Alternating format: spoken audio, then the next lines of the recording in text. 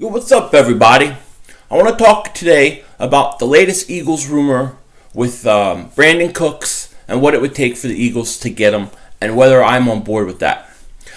Last night, we talked about whether I would give a first-round pick for him, which I said I would not. But today, it seems like the going thought of what it would take for a trade is a second-round pick and Brandon Graham.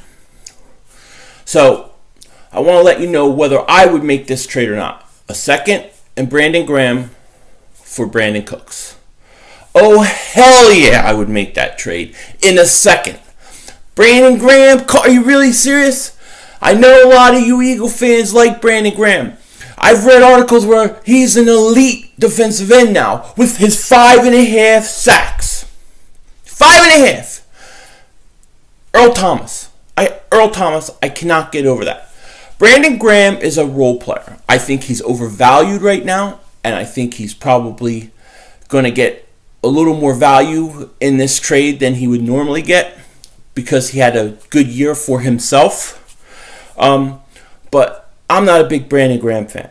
I'm really not a Brandon Graham fan at all. I think he's a role player.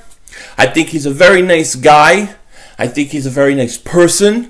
But I do not look at Brandon Graham as a staple for my team going forward. So I have no problem trading Brandon Graham.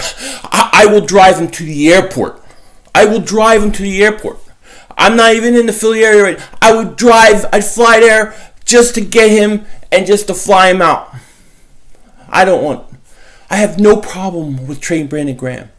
5.5 sacks to me is not a lot. And I know you're going to say, well, he does so much more and teams throw the ball quickly. Well, you know, we used to call another guy who did the same thing a bust for doing the same thing. And his name was Mike Mamula. Brandon Graham, in my opinion, is Mike Mamula 2.0. So, yes, I would do the trade. Do it today. Do it yesterday. Do it right away. Get it done.